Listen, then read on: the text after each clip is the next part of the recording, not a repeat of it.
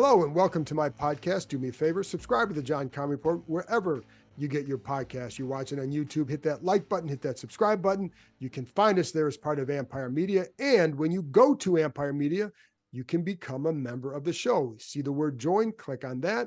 There's going to be 3 different levels of membership. See which one you want to do and go from there. We greatly appreciate those who believe in us enough to want the extra content and support the show. Very, very, very much appreciated. We do not take it for granted. I'm going to be starting this week, going to give those of you who have already subscribed some extra content, some quick hit videos, and hopefully a private Zoom session with you gold members, and you can ask whatever you want. Anyway, in a minute, I'm going to be joined by Tim McManus, our ESPN Eagles reporter, just as is there a crack in the door for other teams in the NFC East, namely the Commanders? What kind of advancement can they make in the division? What's going on with the Eagles? And I wanted to bring them on because what's going on there impacts the rest of the division. And is the door open for a quick turnaround in Washington? So stay tuned for that. But first, a couple updates on the coaching search. As you know, Washington now can hire anybody it wants, with Detroit and Baltimore both out of the postseason.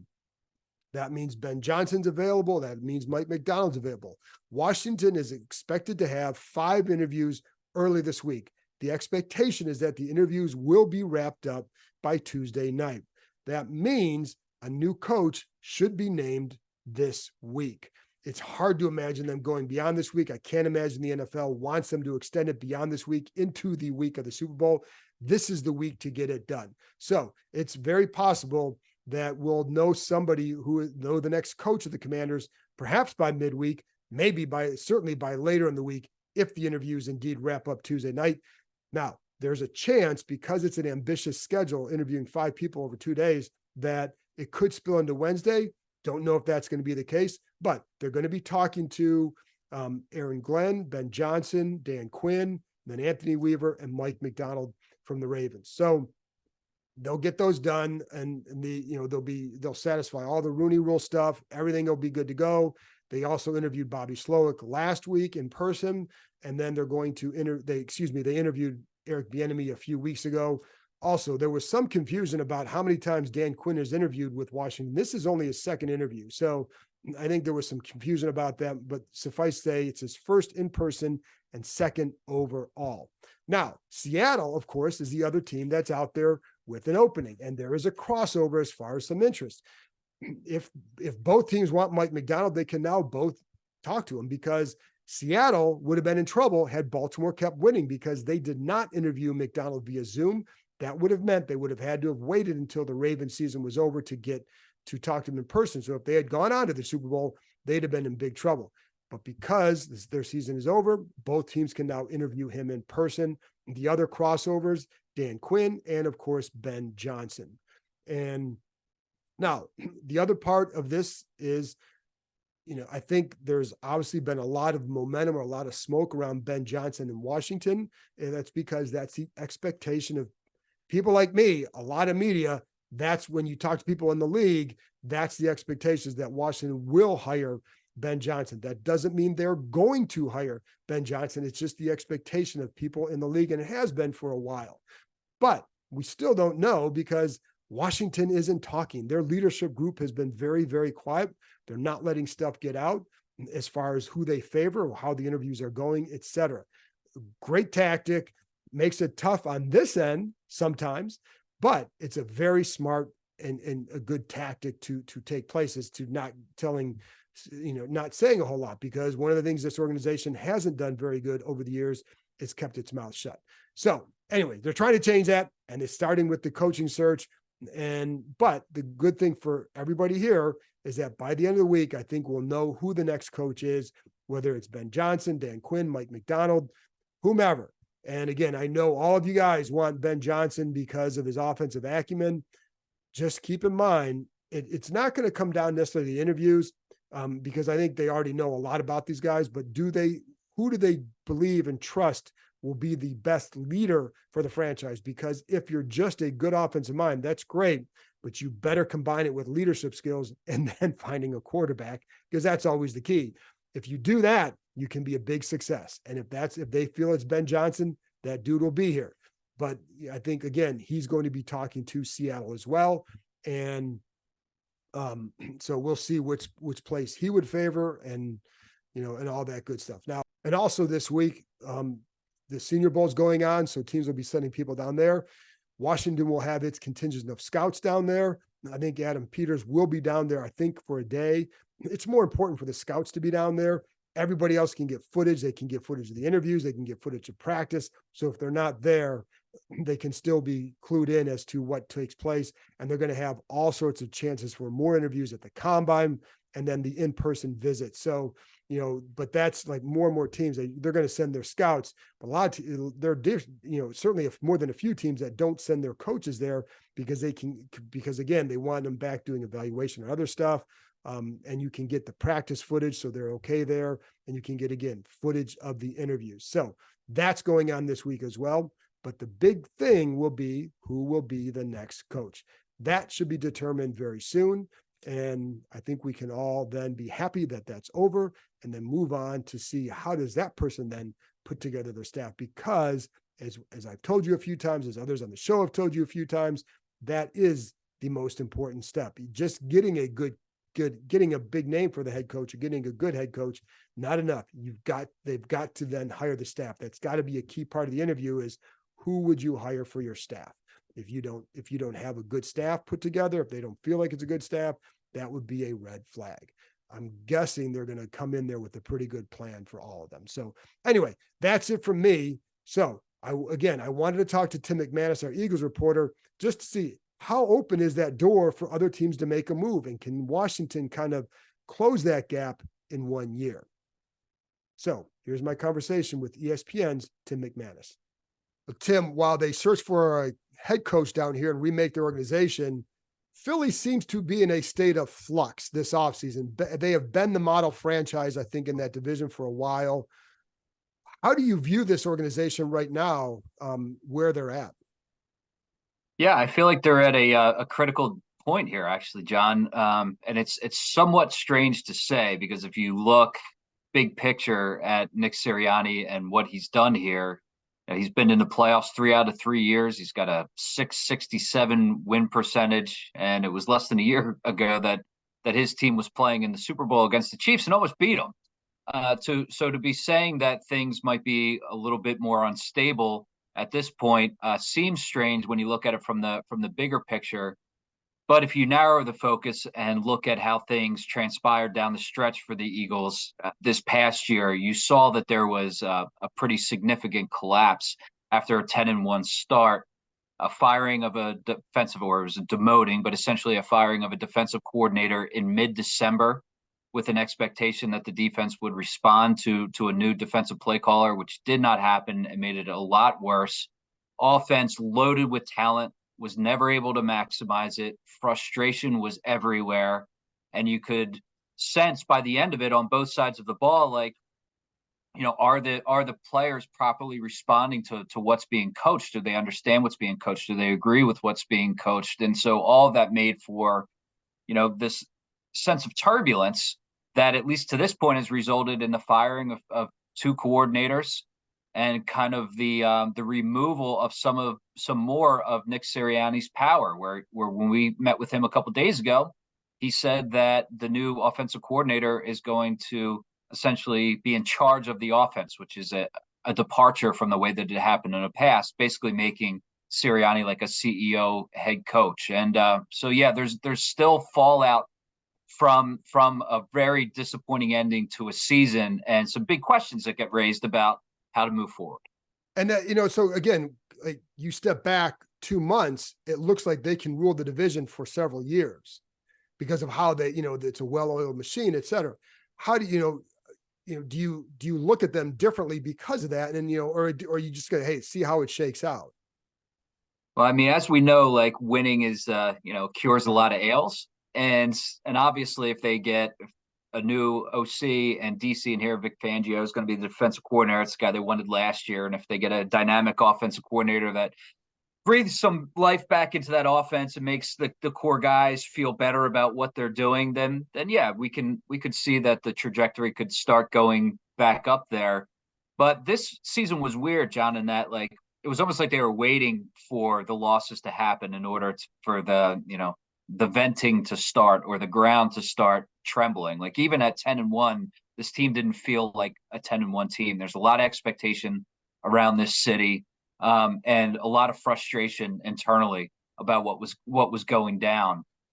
So I guess I'm not sitting here with a ton of confidence. Like they're definitely going to rebound. I mean, there's key questions, in particular, like with Jalen Hurts, a guy who was on an MVP trajectory, nearly beat out Patrick Mahomes for that last year, and then regressed, and he threw 15 picks this year, which was the equal of the amount that he threw the previous 2 years as a starter. And so we saw some decline there.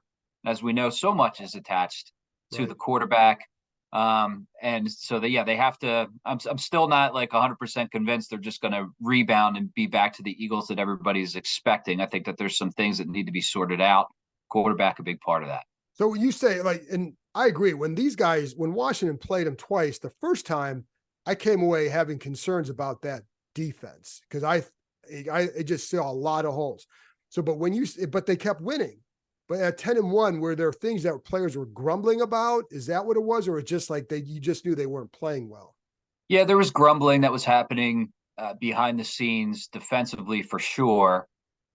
Really, as soon as the losing started, and then you saw that whoever it was, whether it was Sirianni or the front office, ended up taking action and removing Sean Desai and promoting Matt Patricia to the defensive play caller.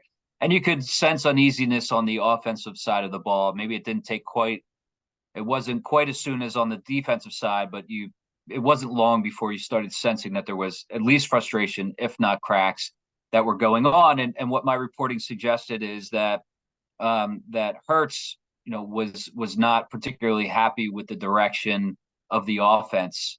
It led to frustration for him. He never saw his vision sort of manifest. And it seemed like the trio of Brian Johnson and Nick Sirianni and Jalen Hurts just weren't really able to get fully aligned.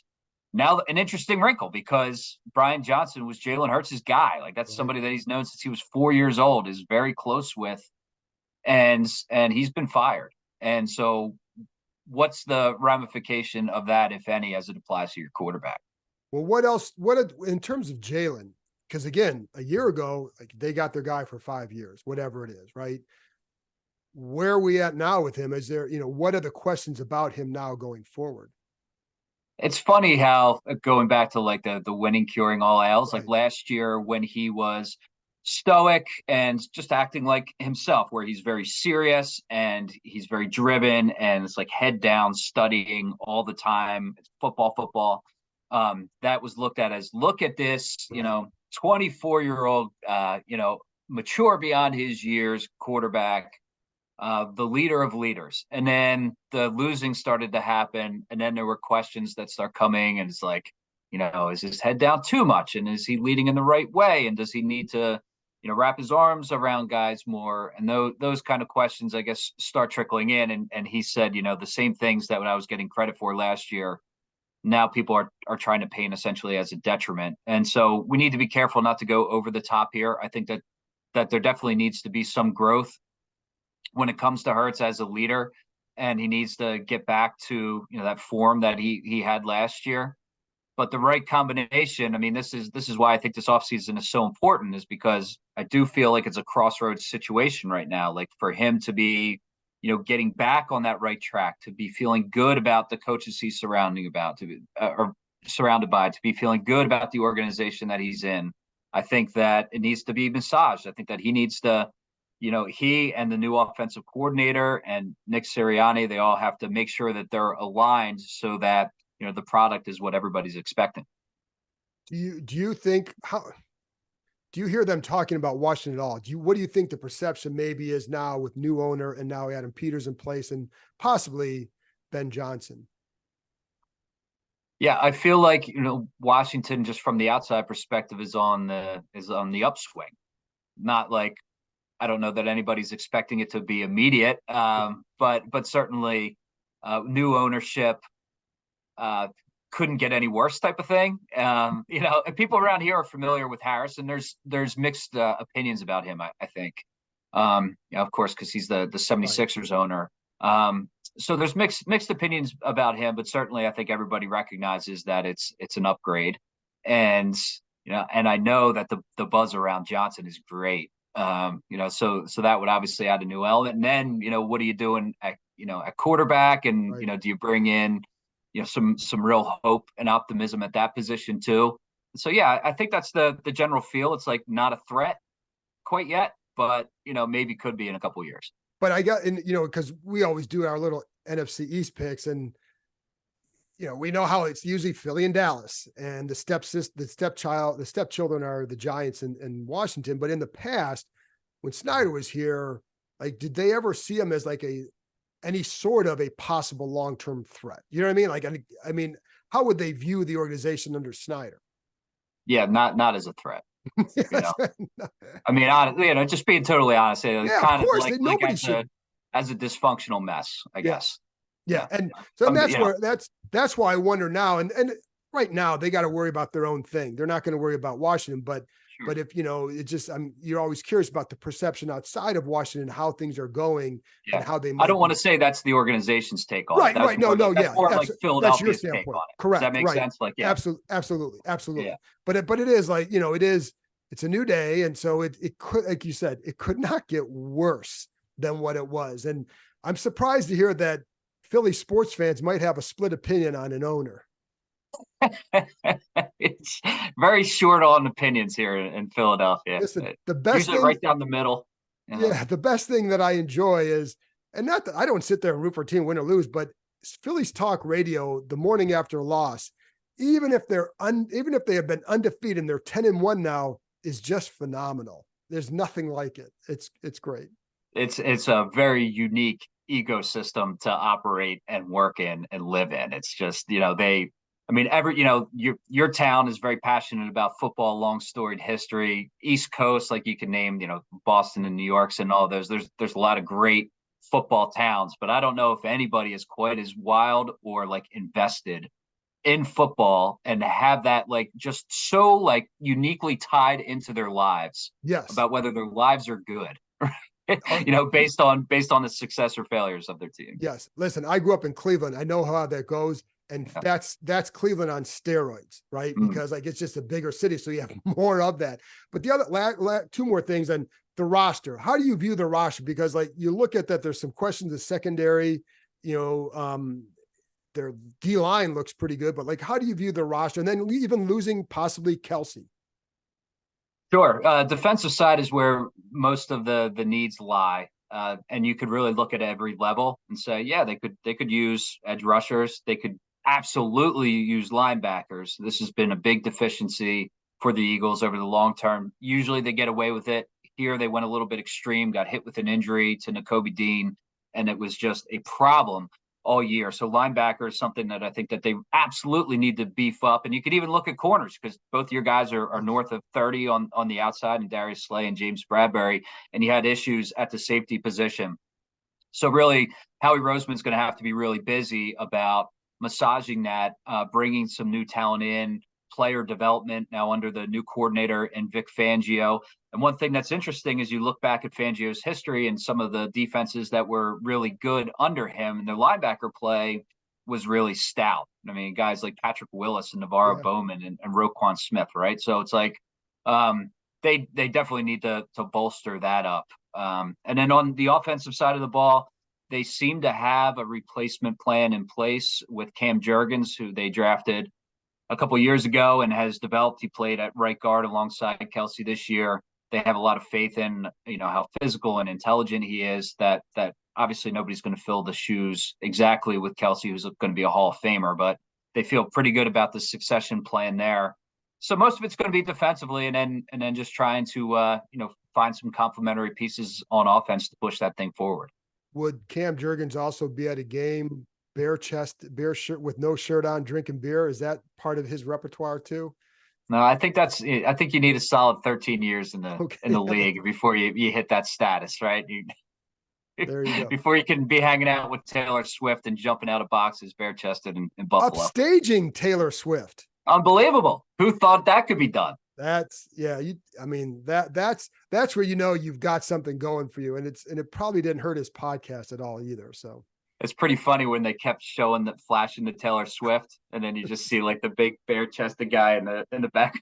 yeah, and that's but So like funny. when you have a center like that, the personality of your line is just different. And so like that stuff can be hard to replace, but the good teams have the succession plan in place. And this team, too often when they've had good linemen, do not have a good succession plan in place. And that's why they go from good to worse to worse.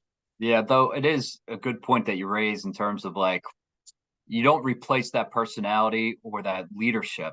And so now like Kelsey is probably going to be gone. He said he hasn't fully made up his mind, but he suggested Right. to teammates, after that loss to the Bucs, that he was probably going to be moving on. And then when you're talking to young defensive linemen, like Jordan Davis basically told us that Fletcher Cox is, let it be known that he's not coming back. Fletcher Cox hasn't said anything, but Big that loss. was like Jordan Davis was like almost crying over the fact that he knew that Fletcher Cox was going out like that. So that's two of your top guys. Brandon Graham maybe comes back. He wants to. Do they pay him? But either way, he's on the tail end of his career. And so you're really losing, like, they called that the core four, those guys, and then Lane Johnson, that have just been stewards of this locker room for years and years and years. Almost never happens where you have a collective group like that together. And so all of a sudden it becomes kind of a youngish team with not fully clear answers on who replaces that leadership. And so that's an interesting dynamic to keep tabs on as well.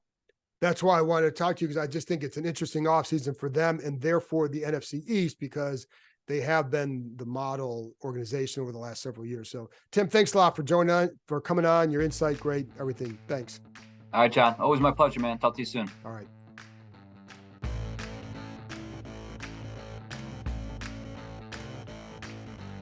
That's it for this episode. Thanks to Tim for joining me, and thank you, as always, for tuning in. I'll be back on Tuesday morning with another episode. Talk to you next time.